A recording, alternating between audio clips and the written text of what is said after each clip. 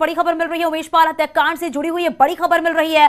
अतीक अहमद की पत्नी को पुलिस ने हिरासत में ले लिया है। शाइस्ता परवीन को पुलिस ने हिरासत में ले लिया है। अतीक के 2 बेटे भी पुलिस की हिरासत में हैं। उमेश पाल हत्याकांड में आरोपी है शाइस्ता परवीन। कल हुई थी उमेश और गनर की हत्या। ये बड़ी खबर इस वक्त की है। उमेश पाल हत्याकांड से जुड़ी हुई बड़ी खबर मिल रही है। अतीक अहमद की पत्नी शाइस्ता को हिरासत में ले लिया गया है और इसके साथ ही साथ अतीक के 2 बेटे को भी हिरासत में लिया गया है। उमेश पाल हत्याकांड से जुड़ी ये बड़ी खबर हम आप तक पहुंचा रहे हैं।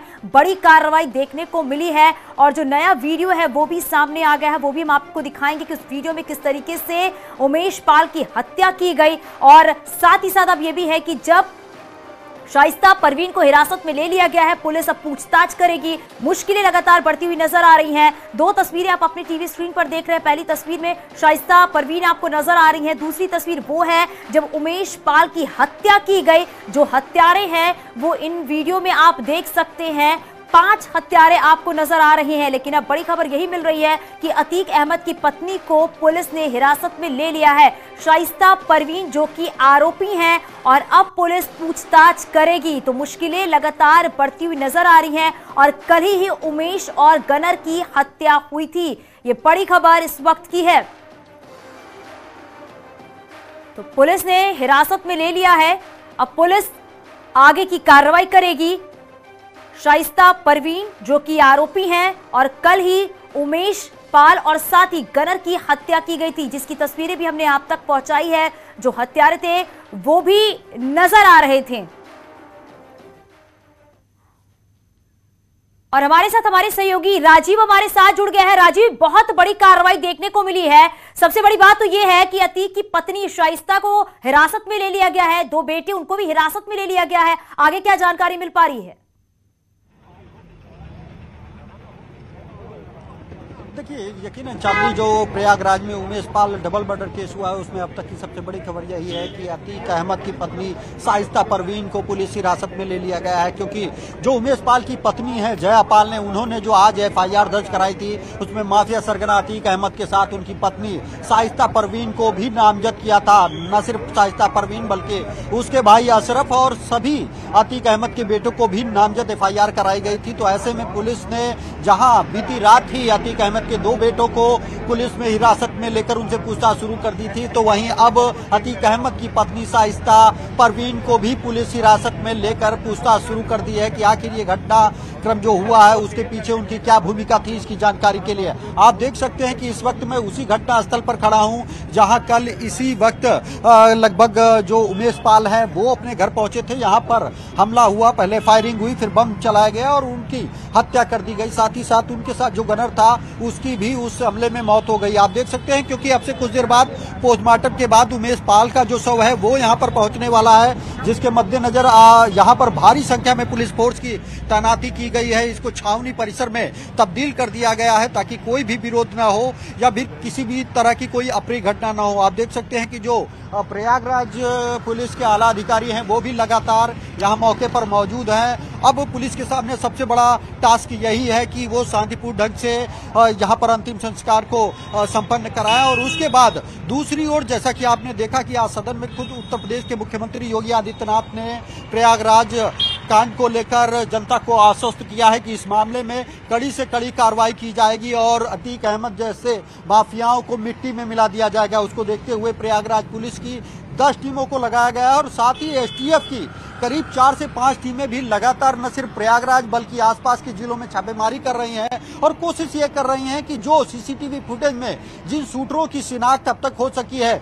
उनकी जल्द से जल्द गिरफ्तारी की जाए ताकि इस पूरे घटनाक्रम का पर्दाफाश किया जा सके कि आखिर किस वजह से ये हमला किया गया था, ये हत्या की गई थी और इसके पीछे कौन कौन से लोग यहाँ पर शामिल थे। तो कुल मिलाकर सबसे बड़ा अपडेट इस वक्त यही है कि जो अतीक अहमद की पत्नी है शाइस्ता परवीन, उनको पुलिस हिरासत में लिया गया है। तो ऐसे में उम्मीद जताई जा रही है बिल्कुल राजीव, क्योंकि ये बहुत बड़ी कार्रवाई देखने को मिली है। राजीव, आप ये भी बताइएगा कि उमेश पाल का जो शव है वो कितनी देर के बाद उनके घर पर ले जाया जाएगा और भारी पुलिस फोर्स जो है वो भी उनकी तैनाती देखने को मिल रही है, कितना और वक्त लगेगा?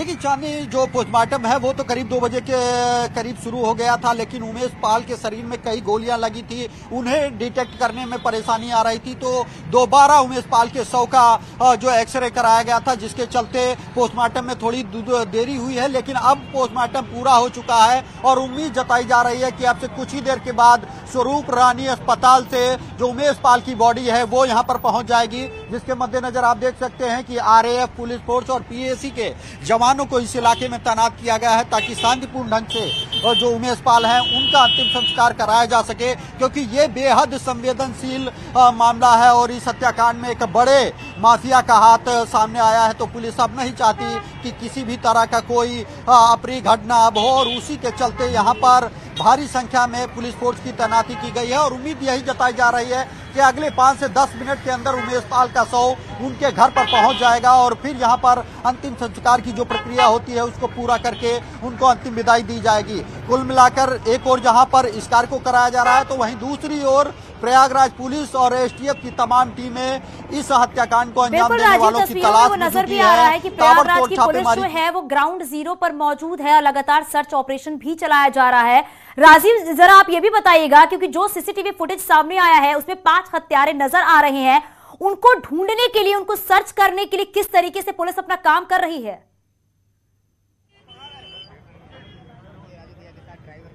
देखिए यहाँ पर जो अभी तक बीती रात से जिन लोगों को हिरासत में लिया गया है, उसमें मिले इनपुट के आधार पर जगह जगह दबिश दी जा रही है, जहाँ पर जो शूटर्स हैं, जो सीसीटीवी फुटेज आप देख सकते हैं कि खुद उमेश पाल ने अपनी सुरक्षा पे यहाँ पर तमाम सीसीटीवी कैमरे लगवाए थे। और ये जो आप अमित इलेक्ट्रॉनिक्स की दुकान देख रहे हैं, आप इसी में जो शूटर्स हैं वो पहले से घात लगाकर बैठे थे। आपने खुद जो सीसीटीवी फुटेज में देखा होगा कि जैसे ही उमेश पाल की इस दुकान के सामने यहाँ पर गाड़ी रुकती है, वैसे एक शूटर पीछे से आता है और दूसरा इसी दुकान से निकलते हुए ताबड़तोड़ फायरिंग करता है। तो ये घटना बेहद सोची समझी साजिश के तहत अंजाम दी गई थी। तो ऐसे में पुलिस भी पूरी सतर्कता और जल्दबाजी में है कि लोगों को बिल्कुल राजीव, क्योंकि धीरे धीरे करके ही इस हत्याकांड पे से पर्दा उठेगा कि आखिरकार जो ये 5 हत्यारे नजर आ रहे हैं ये कौन है, इनका कनेक्शन किससे किससे है, क्योंकि लगातार पुलिस अपना काम कर रही है, आगे की कार्रवाई कर रही है।